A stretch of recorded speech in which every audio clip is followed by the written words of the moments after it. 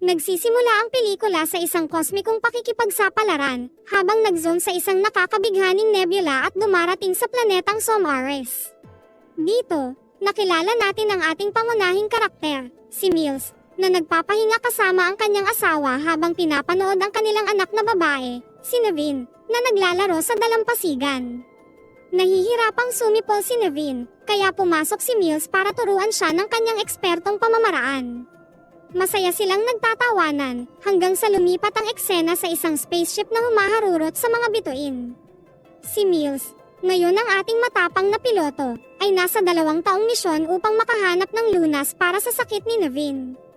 Gayunpaman, ang kanyang paglalakbay ay tumatagal ng isang mapanganib na pagliko nang nakatagpo siya ng isang asteroid belt. Mahuhulaan, ang ship ay nahahampas ng mga asteroid debris na nagre-resulta sa isang masaklap na pag-crash landing sa isang misteryosong planetang Earth. Bumagsak si Mills sa isang putikan at natagpuan ang kanyang sarili na nag-iisang nakaligtas, kasama ang ibang mga pasahero na kalunos-lunos na nawala sa kaguluhan. Nagpadala siya ng isang signal at nagsimulang tuklasin ang isang hindi kilalang mundo. Sa lalong madaling panahon na tuklasan na may hangin sa lugar para makahinga. Di nagtagal, natagpuan niya ang isang batang babae sa cryostasis na mahimalang nakaligtas sa pag-crash. Habang dinadala niya siya sa kaligtasan, natisod siya sa isang napakalaking footprint sa putik, isang nakakatakot na malaking paa ng manok. Ang kwento ay tumatagal ng isang nakakagulat na twist, na nagpapakita na 65 milyong taon na ang nakalilipas, mayroong isang misteryosong bisita sa Earth. Determinado na iligtas ang babae, gumising si Mills agad kinabukasan, handa na para kumilos. Sinubukan niyang gamitin ang computer ng ship para hanapin ang kalahati nito ngunit wala ito sa radar. Hindi napigilan, si Mills ay nakipagsapalaran upang tuklasin, at natisod siya sa ilang malalaking buto, na nagpapahiwatig ng pagkakaroon ng mga dambuhalang mandaragit. Sa panahon ng kanyang pagdalugad, siya ay nagulat sa pagsabog ng isang mainit na bulkan. Matapos makabawi mula sa kanyang naengkwentro, nakita ni Mills ang isang bagay na may kintab sa di kalayuan. Ito ang kalahati ng ship na nag-crash sa isang malayong bundok. Nang magsimula siyang magplano ng kanyang susunod na hakbang, nakita niya ang isang T-Rex sa di kalayuan ngunit tinambangan siya ng isang mas maliit na dinosaur. Pagkatapos ng matinding pakikipaglaban, nagawa ni Mills na talunin ito gamit ang kanyang baril, tinitiyak na patay na ito sa paulit-ulit na pag-atake. Gayunpaman, sa lalong madaling panahon ay nakarinig siya ng mga kakaibang ingay na nagmumula sa kakahuyan at natuklasan si Koa, ang batang babae na nagising at gumala. Hinabol ni Mills si Koa, at pareho silang bumagsak sa isang bitag, lumapag sa tabi mismo ng isang malaking patay na dinosaur. Nang mga puno ay nagsimulang ng ineg, hudyat ng paglapit ng isang mas malaking hayop. Kinuha ni Mills si Koa at mabilis na tumakbo pabalik sa kaligtasan ng ship. Ginagamot niya ang mga sugat ni Koa ngunit nahaharap sa isang hadlang sa wika dahil sira ang tagapagsalin ng ship. Naging malikhain si Mills. Gamit ang pulang pulbos iginuhit ni Mills ang bundok sa isang tablet na nagpapaliwanag na kung saan kailangan nilang pumunta upang makatakas. Iginuhit ni Koa ang kanyang mga magulang at binanggit ang pamilya na nagudyok kay Mills na magsinungaling na nagsasabing naghihintay din ang kanyang pamilya sa bundok. Nagpadala si Mills ng isa pang SOS na nagpapalam sa iba na nakahanap siya ng nakaligtas. Samantala, natuklasan ni Koa ang mga recorded tape ni Naveen. Sa pamamagitan ng mga pag-record na ito, nalaman niya na ang sakit ni Naveen ay lumala sa unang taon ng paglalakbay na nagpunta sa kanya sa ospital. Ang kanyang mga mensahe kay Mills ay sa simulang masaya ngunit unti-unting napuno ng galit dahil sa kanyang pagkawala. Nahuli ni Mills si Koa na nanonood ng mga tape, mabilis na pinatay ang mga ito, at nagpa siya na oras na para umalis. May mga supply na nasa kamay, sina Mills at Koa ay nagsimula sa isang mapanlinlang na paglalakbay sa tuktok ng bundok, na nagnanavigate habang nananatiling tahimik upang maiwasang maakit ang mga gutom na mandaragit. Habang tinutulungan nila ang isa't isa sa daan, nagiging mas malapit sila. Napansin ni Koa ang isang bagay na kumikinang na pula sa kalangitan ngunit hindi niya ito pinansin. Sa kalaunan, nalulumbay siya at sinimulan niyang batuhin si Mills ng mga berry na nakita niya. Inis ka ni Mills ang mga berry, ipinahayag na nakakalason ang mga ito, at sinabihan si Koa na huminto. Si Mills ay nagkaroon ng malapit na damapo na isang napakalaking bubuyog. Pinipisil niya ito, natatakpan ng malagkit na laway ang kamay niya. Sinubukan niyang panasan ito sa isang puno ngunit lalong damaikit sa kanyang kamay, na labis na ikinatuwa ni Koa. Mapaglarong hinahabol ni Mills si Koa gamit ang mabaho niyang kamay, ngunit naputol ang kanilang kasiyahan nang mahulog ang isang maliit na puno sa malapit. Nakarinig sila ng mga kakaibang ingay at nakakita ng isang maliit na dinosaur na nakulong sa isang hukay na may malagkit na putik. Malaki ang puso ni Koa, at tumakbo siya para tulungan ang nakulong na dinosaur, sa kabila ng iniisip ni Mills na ito ay masyadong mapanganib. Nag-aatubili, tinutulungan niya siya sa pagsagip. Sa kasamaang palad, ang napalaya na dinosaur ay hindi nakakalayo bago ito inaatake at pinatay ng isang grupo ng mga mandaragit. Hinayla ni Mills si Koa sa pagtatago para maiwasang makita ang nakakatakot na eksena, ngunit naiintindihan niya kung ano ang nangyayari at hindi niya mapigil ang umiyak. Mabigat na puso, ipinagpatuloy ni na Mills at Koa ang kanilang paglalakbay. Sila ay huminto sa isang talon upang maglinis at muling punuin ang kanilang mga bote ng tubig. Nag-aalala si Mills ang estado ng kanyang sugat sa tiyan, ngunit ang pagkakita sa katatagan ni Koa ay nagpapaalala sa kanya kay Naveen, na nagbibigay sa kanya ng lakas upang magpatuloy.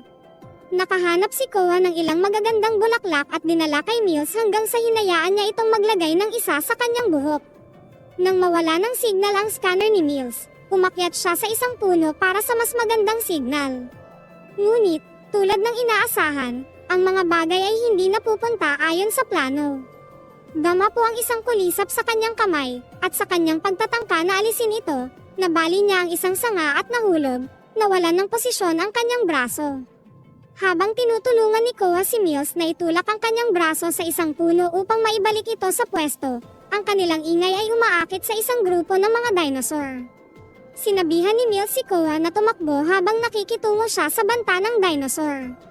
Nag-activate siya ng ilang maliliit na bomba, inilabas ang kalahati ng mga dinosaur, ngunit patuloy siyang inaatake ng mga ito, kaya isa-isa niya itong binaril.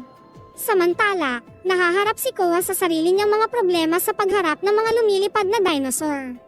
Sinubukan niyang magtago, ngunit nahanap siya ng mga naunang dinosaur. Ang lahat ng pag-asa ay tila nawala. Si Mills ay nagpakita at iniligtas siya pero hinatak ng palihim na dinosaur si Koa gamit ang buntot nito at kinaladkad siya palayo. Nagsimulang kumilos si Mills, hinabol sila at tinatakot ang dinosaur gamit ang isang mahusay na shot. Ngayon, takot na takot si Koa para magpatuloy. Umupo si Mills, binibigyan siya ng ilang kinakailangang espasyo para mag-isip.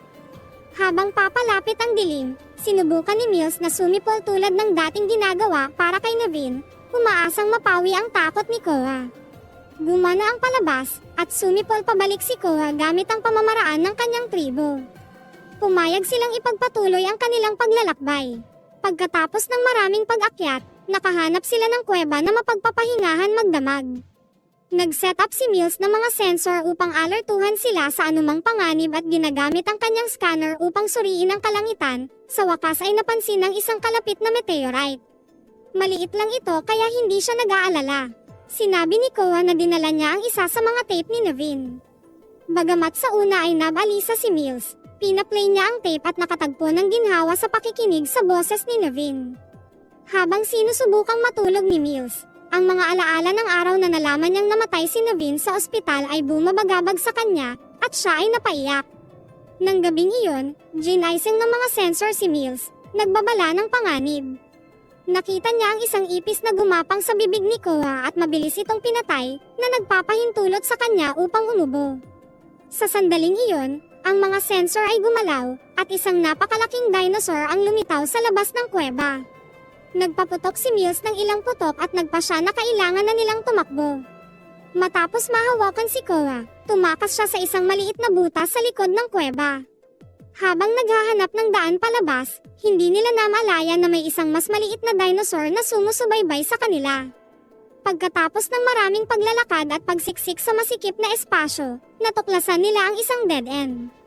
Sinusubukan ni Mills na hamukay sa isang maliit na agwat sa pagitan ng mga bato ngunit mahirap itong bangkilin. Nagalit si Koa at iginiit na magpatuloy sila para sa kapakanan ng kanyang pamilya. Sinubukan ni Mills na aminin sa kanya na patay na sila, ngunit hindi ito maintindihan ni Koa. Biglang may naisip si Mills. Gumagamit siya ng mga bomba para palakihin ang butas para gumapang si Koa, na iniabot sa kanya ang natitirang mga pampasabog para sa kaligtasan. Nakarating si Koa at nagsenyas na ligtas ito, ngunit nang subukan ni Mills na sumunod, bumagsak ang butas, naputol ang pakikipag-ugnayan kay Koa. Desperado at galit na galit, narinig ni Mills ang dinosaur na papalapit at tumakbo pabalik sa nakaraang kuweba. Ginagamit niya ang kanyang scanner upang makita ang mga galaw ng halimaw. Kapag umatake ang dinosaur kay Mills, siya ay handa, pagpapaputok ng kanyang baril. Gayunpaman, kinagat ng dinosaur ang sandata mula sa kanyang pagkakahawak at kinagat ang kanyang braso. Lumaban si Mills, gamit ang kanyang scanner para maglabas ng malakas na tunog na nakakagambala sa halimaw. Sinamantala ang pagkakataon, kinuha ni Mills ang kanyang baril at tinapos ang dinosaur. Samantala, si Koa, na ngayon ay nag-iisa, ay ginalugad ang kagubatan at lumikha ng isang pansamantalang sandata gamit ang isang malaking buto at mga poison berries, at isang dahon. Nakatakas si Mills sa kuweba at nadiskubre ang isang napakalaking meteorite na bumabagsak patungo sa planeta, na nagbabanta ng isang sakuna na kaganapan sa pagkalipol. Nataranta, hinanap ni Mills si Koa, narinig ang sigaw niya habang papalapit ang isang dinosaur. Nagtago si Koa sa loob ng isang puno ng kahoy habang nagmamadali si Mills para tulungan siya, ngunit siya ay natisod at nahulog sa kumunoy. Habang siya ay lumulubog, tinawag niya si Koa, na matapang na humarap sa dinosaur sa pamamagitan ng paghahagis ng mga bomba dito, na pinatay ang nilalang. Nang mawala na ang panganib, tinulungan ni Koa si Mills na makaalis sa kumunoy, at sila ay nagbahagi ng taos-pusong yakap. Mabilis na ipinaliwanag ni Mills ang sitwasyon ng meteorite kay Koa, at nakikipagsabayan sila sa oras upang masakop ang huling ilang milya ng kanilang paglalakbay. Sa kalaunan, narating nila ang base ng bundok. Naunang umakyat si Koa, sinigurado ang lubid upang suportahan ang bigat ni Mills habang sumusunod siya. Magkasama, nahanap nila ang kabilang kalahati ng ship at kinumpirma ni Mills na papunta na ang rescue vessel. Gayunpaman, kumulo ang galit ni Koa nang matuklasan niya ang nawasak na tangke ng cryo ng kanyang pamilya. Ibinahagi ni Mills ang kanyang dalamhati tungkol sa pagkawala ng kanyang anak na babae, si Naveen, at nangakong hindi na ito hahayaang mangyari muli. Dahil sa emosyon, niyakap ni Koa si Mills habang nagsasalo sila ng magiliw na sandali. Ngunit walang oras para sa luha. Ang mas maliliit na fragment ng meteorite ay nagsisimulang umulan sa Earth, na nagpipilit kay Mills at Koa na sumakay sa emergency pod. Nang malapit na itong top-off ni Mills, isang meteorite ang tumama sa ship, na nagpabagsak sa pod sa bundok at nawalan ng malay silang dalawa. Nang nagising si Koa, galit na galit niyang sinubok ang top-off ang pod, ngunit sinabi ng computer na ito ay hindi dapat pumunta sa kasalukuyang posisyon nito. Lalong nagiging baliw ang mga bagay nang lumitaw ang isang napakalaking dinosaur at nagsimulang umatake sa pod. Dahil ang mga baril ay napadpad sa lupa, isinasa panganib ni Mills ang lahat ng ito sa pamamagitan ng pag-alis sa pod upang kunin ang sandata, ngunit malaman na hindi ito gumagana. Nang isang pangalawang dinosaur ang sumali sa away, pinamamahalaan ni Mills na ayusin ang baril habang nagtatago sa likod ng isang fragment ng ship. Napapaligiran at desperado, ginamit ni Koa ang tape ni Naveen upang lumikha ng isang hologram ng anak ni Mills, para malinlang ang mga hayop sa pag-atake dito. Nang may luha sa kanyang mga mata, sinamantala ni Mills ang pagkagambala. Tinamba ang isang dinosaur habang ang isa ay patuloy na itinulak ang ship, sinusubukang makarating kay Koa. Si Mills ay hindi nag-aksaya ng oras sa pakikitungo sa pangalawang nilalang, tinitiyak na siya at si Koa ay ligtas. Nang tila malinaw na ang baybayin at nasa tamang posisyon na ang pod para ilipad, si Mills ay nakaharap ng dinosaur mula sa kuweba at bumalik ito para sa ikalawang pag-atake at hindi bumaba ng walang laban. Dinala ni Mills ang dinosaur sa mga bulkan, umaasa na ang mainit na sabog ng tubig ay magagawa, ngunit halos hindi nito masunog ang hayop. Nagpakita si Koa at sinaksak ito sa mata gamit ang bone weapon na ginawa niya kanina. Ang dinosaur ay natisod sa isa pang bulkan, at sa pagkakataong ito ay direktang tumama sa tiyan, na tinatapos ito ng tuluyan. Nang maalis ang banta, bumalik sina Mills at Koa sa pod at sumabog sa oras na bumagsak ang meteorite sa Earth, na nagtatapos sa history ng mga dinosaur. Habang lumilipad ang pod sa kalawakan patungo sa kanilang rescue vessel, ipinikit ni Mills ang kanyang mga mata at naisip na muling makakasama si Naveen. Si Koa, na nararamdaman ang kanyang hinanakit, ay hinawakan ng kanyang kamay, nag-aalok ng kaiganhawahan habang magkasama silang naglalakbay patungo sa isang hindi tiyak na hinaharap.